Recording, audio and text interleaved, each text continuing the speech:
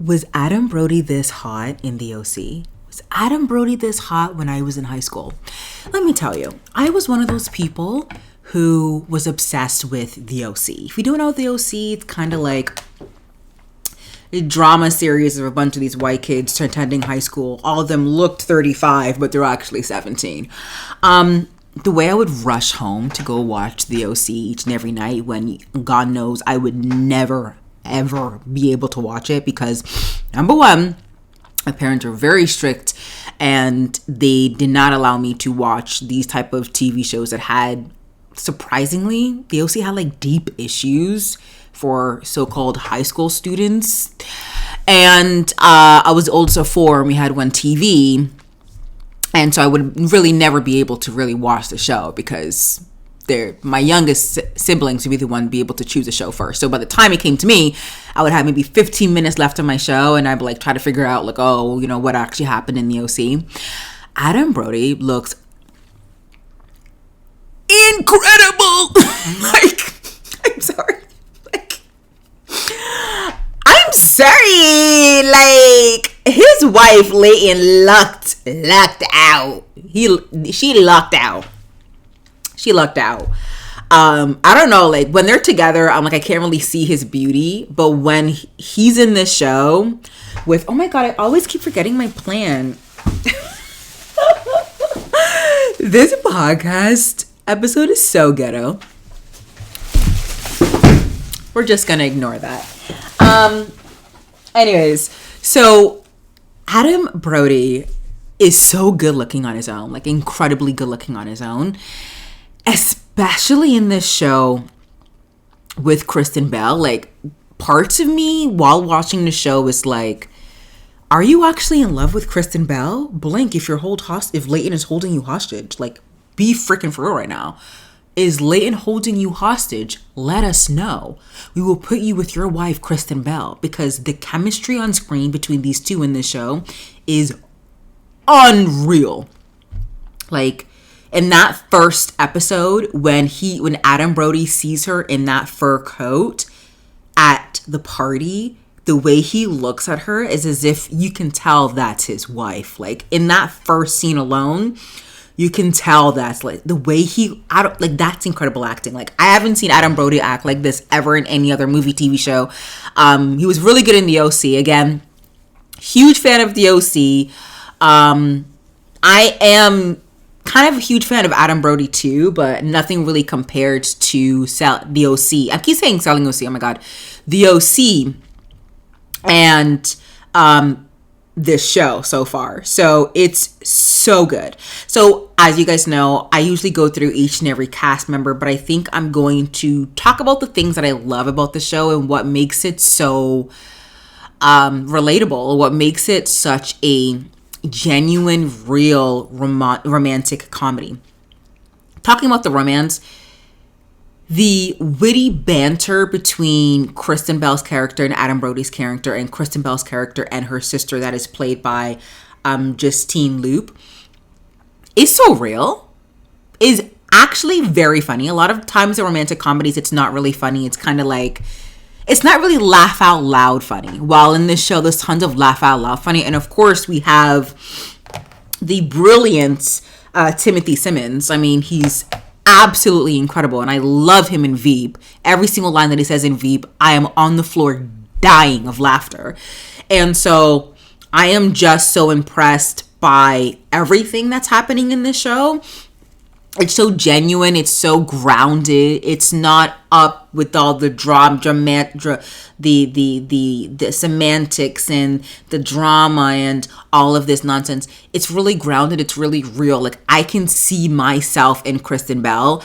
I can see my friend going through what Justine is doing. It's just very real.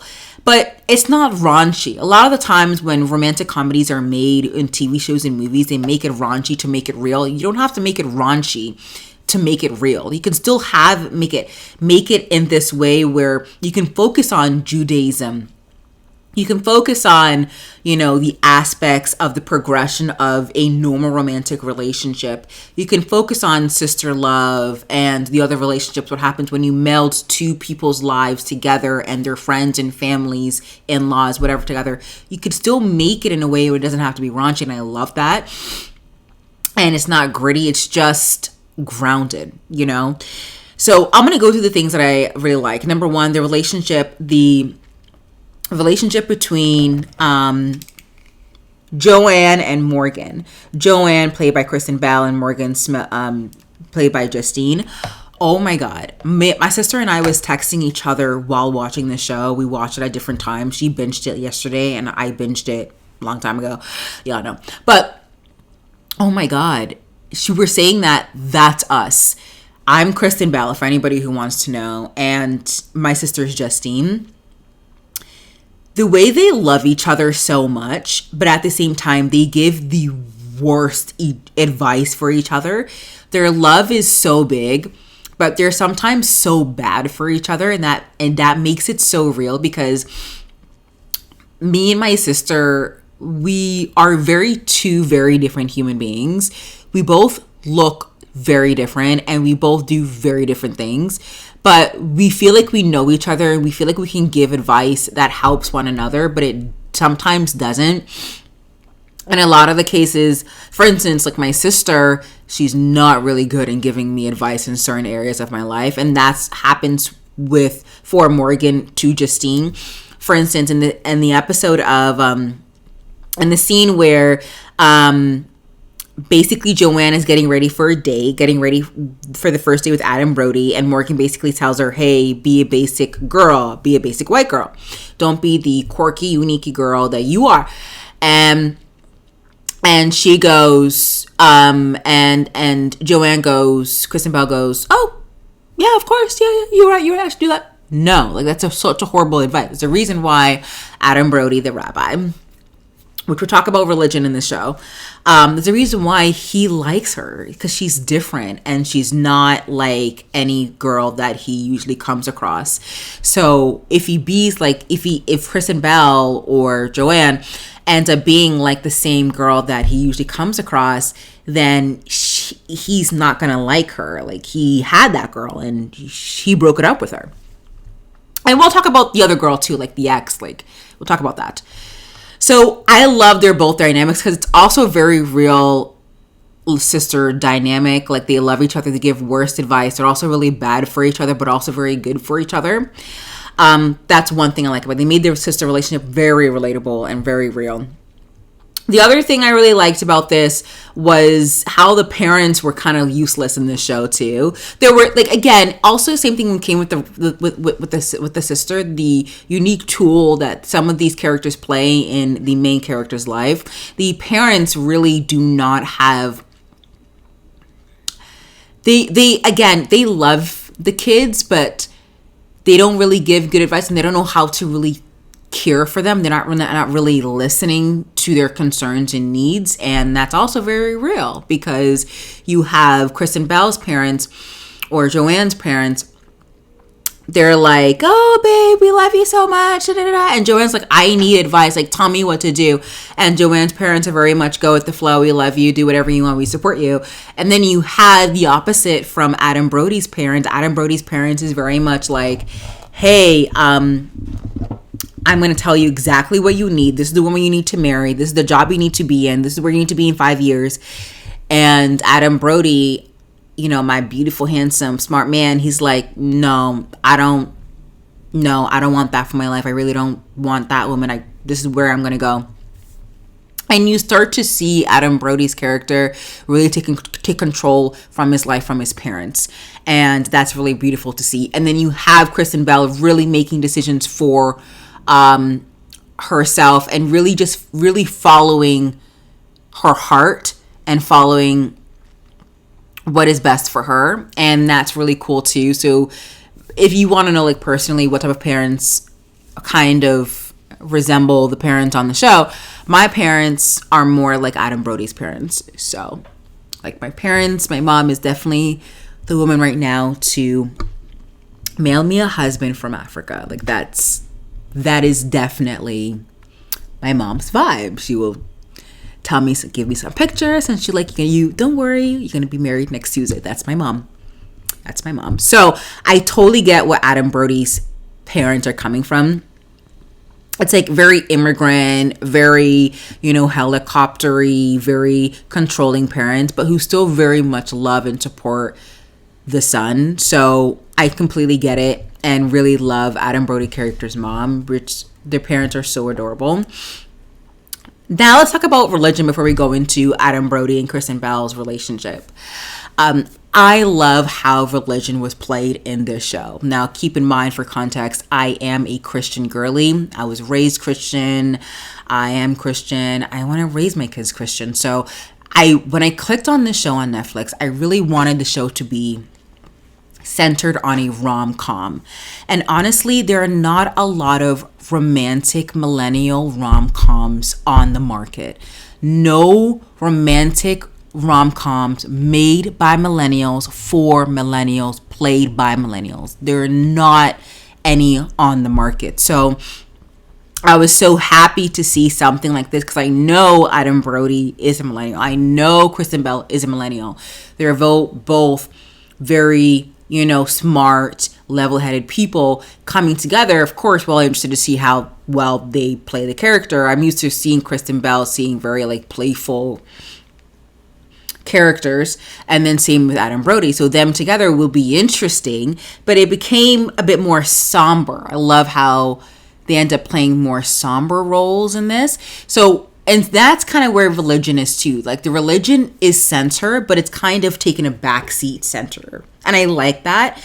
I didn't want this show to be so religion focused, even though I love Judaism. And honestly, if my man is if that's his faith, I would totally be the girl. I am the type of girl to convert to Judaism and also still be Christian. I've met people out there who are, Christian and also Jewish. So people who are multicultural.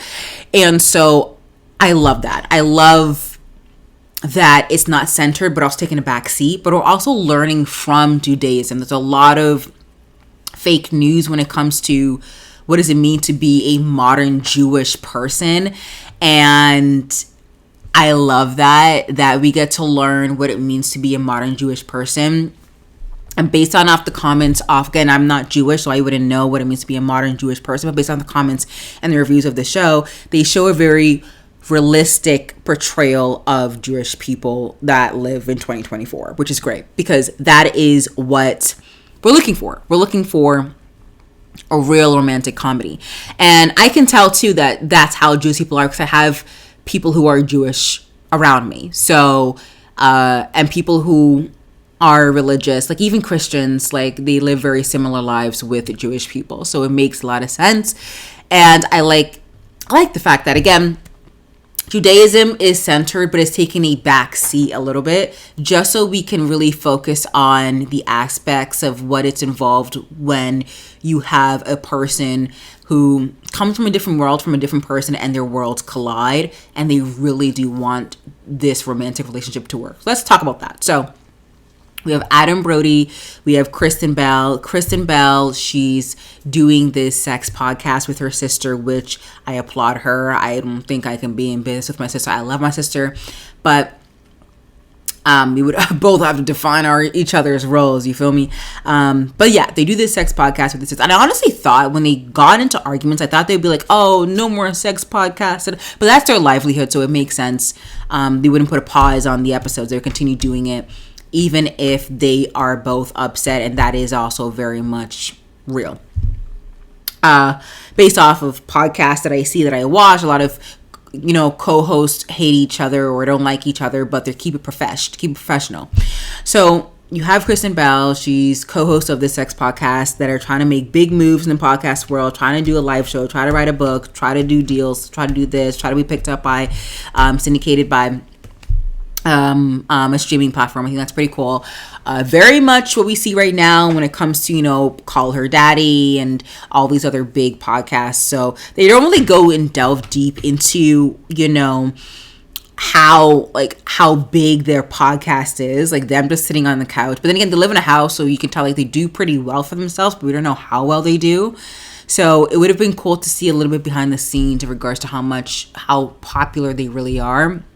Because even though they kept saying on the show that they're popular, it didn't seem like they were, because all we see them is on their couch talking, and honestly the conversations didn't seem that interesting. Like, I would not turn into their podcast. Like, I'm going to be quite honest with you, I would not tune into this podcast in real life. I'll be friends with them, but the podcast doesn't interest me. I'm not the target audience, to be quite honest with you. So you have that. You have Kristen Bell, and she's very much go with the flow. She does whatever she wants. She knows what she wants, but she's not limited or put in a box. And then you have our rabbi.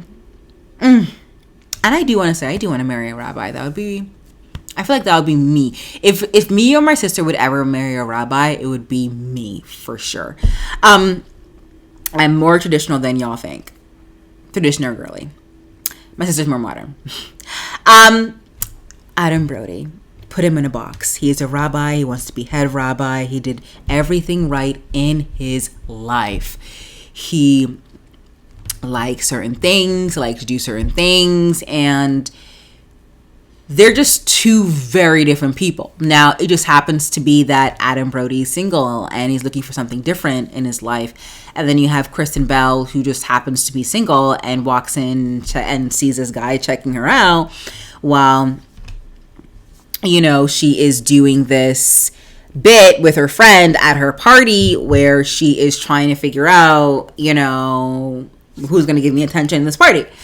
And he does. He's like, oh, that's a big coat. Like, why are you wearing that? And he goes, well, I'm looking for, and then she goes, I'm looking for attention. The banter between these two is just very natural, very real. It's not this, they don't just all of a sudden have all of these words and all of these references that didn't think that they had. It's very natural, and they kind of just go together. Their chemistry's off the charts. What I love about them too, and I love about how they progressed in the show, is we got to see what a real millennial relationship looked like from beginning to potentially the end. We see, like, you know, the meet cute, like she bumping into him bumping into her. They at a party, at a mutual friends party, they always say, you love your life will be somebody that's in your circle already. They always say it would always be when you're least expecting it. And for these two in this show, that's definitely the case. So you have these two, and they're just enthralled with one another, and they're just excited by and interested about what each other has going on in their lives. And let me just tell you, I was just so fascinated about what made each other, like what makes them so fascinated, you know? So I was fascinated with what they find and each other so fascinated.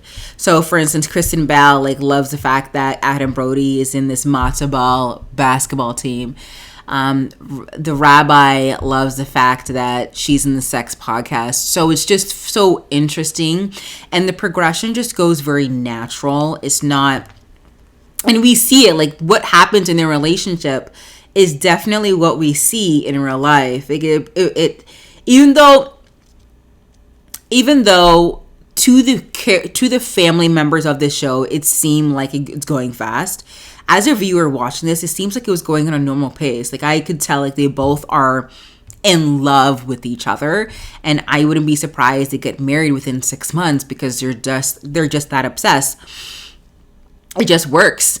And when Kristen Bell sees, when Kristen Bell, horror number 1 and horror number 2. That scene was so funny and actually also so real. And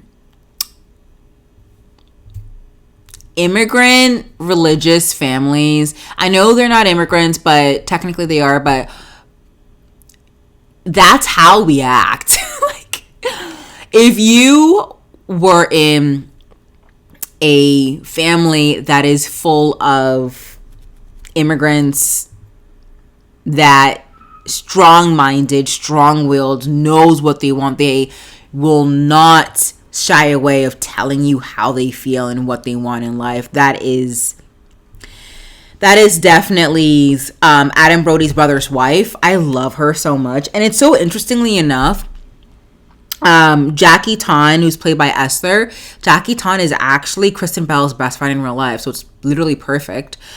I love that. What I didn't understand is that I don't understand why Rebecca, so that's Noah's ex, I didn't understand why Rebecca was in the show after Noah broke up with her. Girl, he doesn't like you. Why are you soaking around?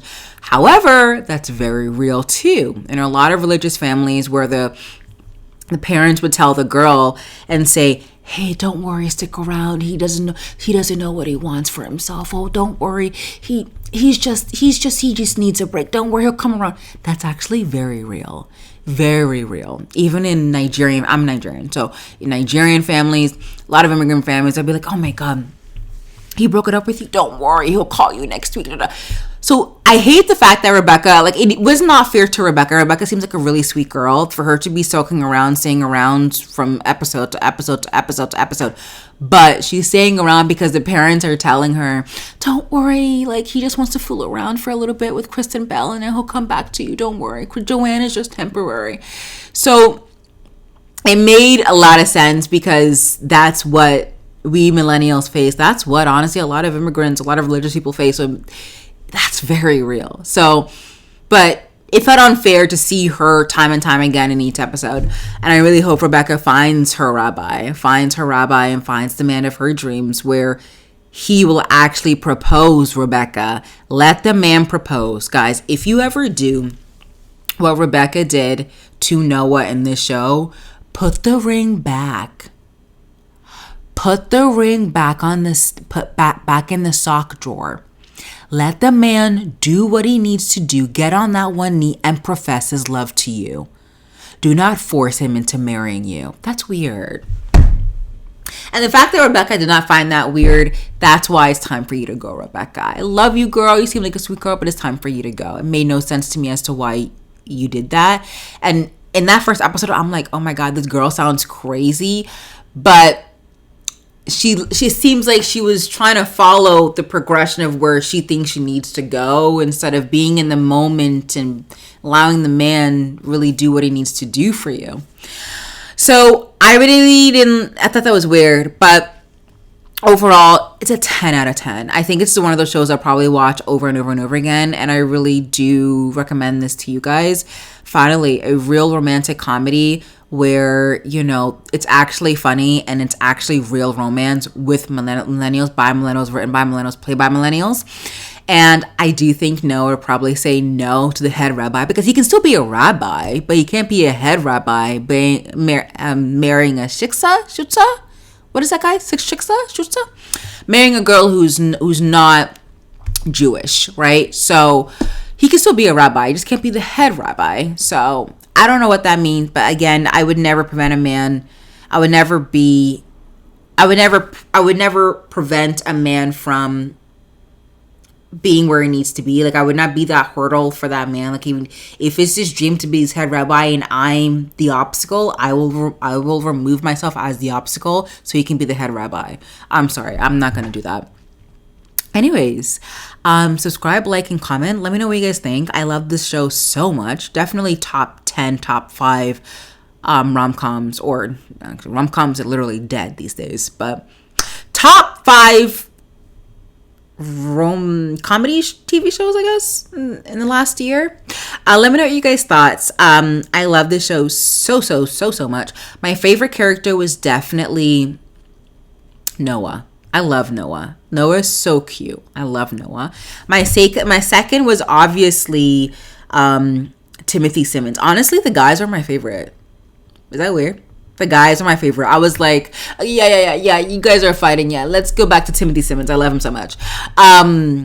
And honestly, I would marry Timothy Simmons too. Timothy Simmons is hot in the show. Like, every single guy looks hot in the show. Like, they make him look so like, it's so attractive. Like, they make the guy so attractive in the show. Like, I don't know what it is. Like, I would marry Adam Brody, Timothy Simmons, even Paul Ben Victor. Like, give them to me. I'm single, by the way, guys. So yeah. Let me know what you guys think. Don't forget to follow, like, and subscribe, and comment. Let me know what you guys thought. I love the show so much. Thank you so much for the Fosters for creating the show. I think they created the show. Thank God for the Fosters for creating the show. Erin Foster. No wonder. She's also a millennial, so it makes total sense. And I'll see you guys in the next video. Stay well, stay safe. Bye.